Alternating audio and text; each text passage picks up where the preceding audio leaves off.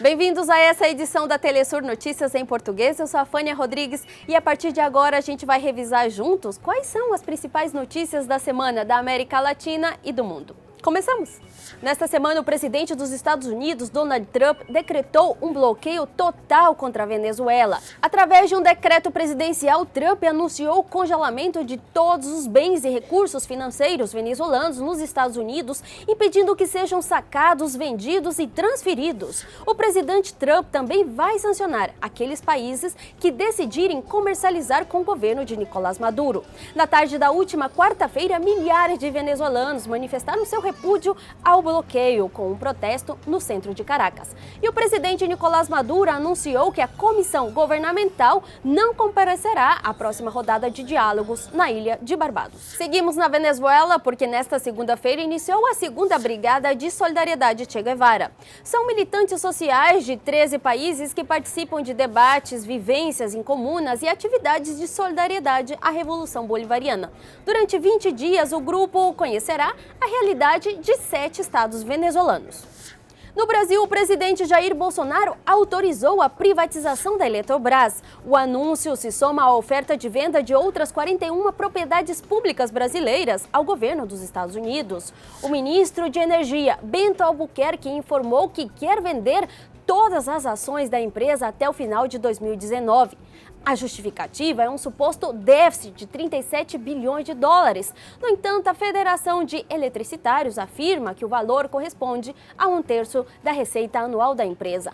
A venda da Eletrobras representará desemprego de 7 mil brasileiros, além da entrega de 270 subestações, possível aumento no preço das tarifas e perda do controle dos principais rios e afluentes do país.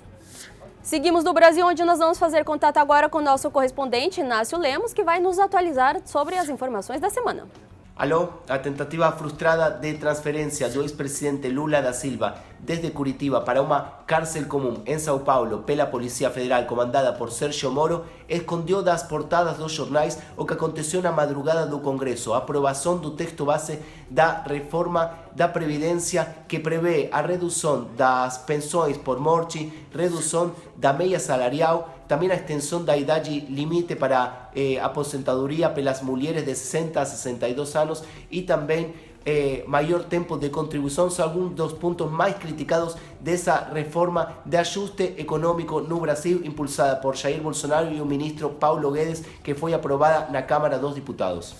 Obrigada, Inácio. E os argentinos vão às urnas no próximo domingo para escolher os candidatos que disputarão as eleições presidenciais no dia 27 de outubro. São as chamadas eleições primárias, abertas, simultâneas e obrigatórias. Cerca de 33 milhões de cidadãos estão convocados a votar e decidirão quem serão os candidatos à presidência e ao Legislativo Nacional das eleições gerais daqui a 2 meses. O presidente Maurício Macri busca o aval de sua coligação Juntos por el Cambio para disputar a reeleição.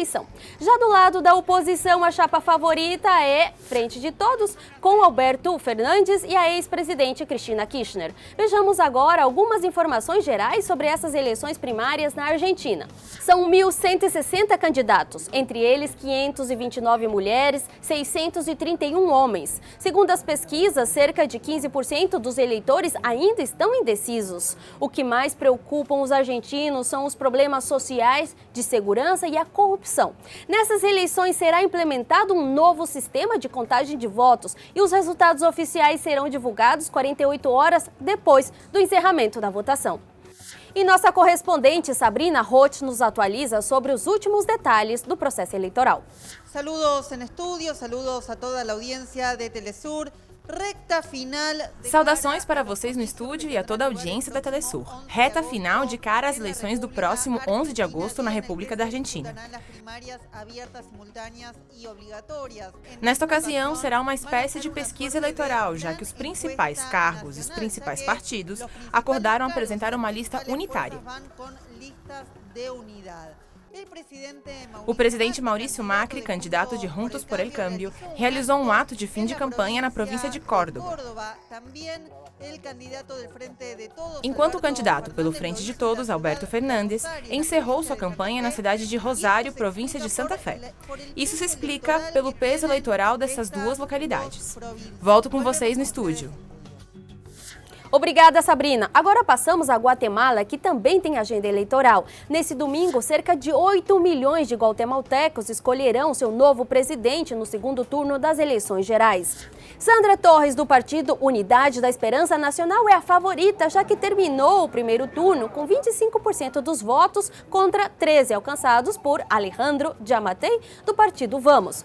O processo eleitoral acontece em meio a manifestações que apontam fraude eleitoral no primeiro turno, já que os candidatos favoritos à disputa foram impugnados. Os atos também repudiam o acordo migratório pactado entre o presidente Jim Morales e o governo dos Estados Unidos, que prevê, entre outras medidas, a cobrança de impostos para as remessas financeiras enviadas para a Guatemala. 15% dos guatemaltecos vivem nos Estados Unidos e o dinheiro que enviam aos seus familiares representa 12% do PIB do país.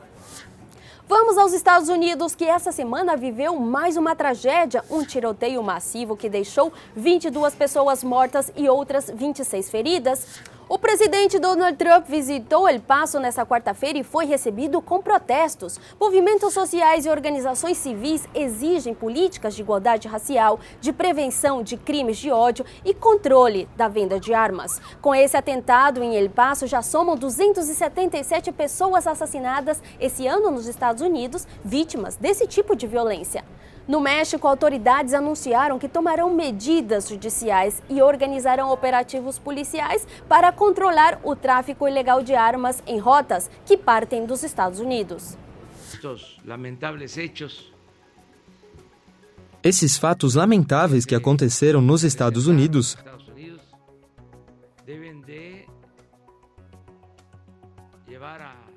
devem gerar reflexão, análise e levar à decisão de controlar a venda indiscriminada de armas.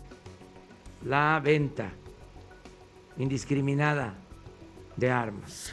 Em Honduras, durante essa semana, centenas de cidadãos protestaram exigindo a renúncia do presidente Juan Orlando Hernández, acusado de ter relações com redes de narcotráfico. Os hondurenhos protestam pela saída do presidente depois que a Justiça dos Estados Unidos divulgou uma investigação que vincula o chefe de Estado e seu irmão, Juan Antônio Hernández, assim como o ex-presidente Porfirio Lobos, a uma rede de narcotráfico internacional comandada por Alexander Ardón. Juan Orlando Hernández nega as acusações, mas não soube explicar suas transações financeiras com uma empresa que é investigada por tentar impedir pedidos de extradição da Interpol. Na Colômbia, milhares de pessoas organizaram uma caminhada pela vida denunciando o genocídio de líderes sociais. Desde a assinatura do Acordo de Paz em 2016, cerca de 620 pessoas foram mortas em crimes ainda não investigados. E Paola Fernandes está em Bogotá e nos conta mais. Cordial saludo para você e para todos os televidentes.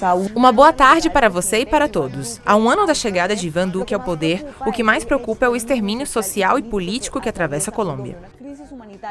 Uma crise humanitária denunciada pela Bancada da Paz e por diferentes organizações sociais e defensoras de direitos humanos. A desatenção do presidente Iván Duque a esse problema é o que mais preocupa. Lembramos que desde o interior, centenas de pessoas caminharam até a capital, Bogotá, em busca de atenção por parte do presidente e do seu gabinete. Mais de 200 líderes sociais foram assassinados durante esse primeiro período de governo e diferentes mobilizações foram realizadas durante esse ano. Vigílias, atos em várias cidades do país pedem que se proteja a vida dos líderes sociais. A última delas foi há apenas alguns dias. Milhares de pessoas tomaram as ruas para pedir ao presidente Iván Duque que implemente o acordo de paz, mas que garanta a vida desses líderes que, nos seus territórios, o que fazem é defender a vida, o meio ambiente e os direitos das suas comunidades. Agora, a Ucrânia. O presidente Volodymyr Zelensky pediu ao grupo de Normandia a retomada das mesas de diálogo sobre o conflito na região de Donbass. O pedido veio logo depois da morte de 4 soldados ucranianos durante um bombardeio na região fronteiriça com Lugansk e Donetsk. O grupo de Normandia é conformado pela Alemanha, França e Rússia. Foi criado em 2014 para estabelecer mesas de negociação logo depois do início do conflito armado na região em disputa, no leste da Ucrânia. Continua a crise migratória na Europa. Além disso, as forças de segurança europeias são acusadas de violar os direitos humanos dos imigrantes. Os meios de comunicação da Alemanha e do Reino Unido publicaram uma série de reportagens em que denunciam como os guardas da Frontex, Agência Europeia de Gestão de Cooperação Operacional nas Fronteiras Externas, torturam imigrantes. As publicações denunciaram que guardas da fronteira na Bulgária, Hungria e Grécia perseguem imigrantes com o uso de cães, usam spray de pimenta e os reprimem com o uso excessivo da força. Além disso, o barco Open Arms, que resgata imigrantes no mar Mediterrâneo, continua buscando um porto seguro para desembarcar 121 pessoas resgatadas perto da ilha de Lampedusa, entre a Itália e Malta, e não recebeu nenhuma permissão até o momento. E chegamos ao final dessa edição da Telesur Notícias em Português. Lembre-se que você pode deixar sugestões e comentários e isso nos ajuda a produzir as próximas edições. Obrigada por nos acompanhar e até a próxima!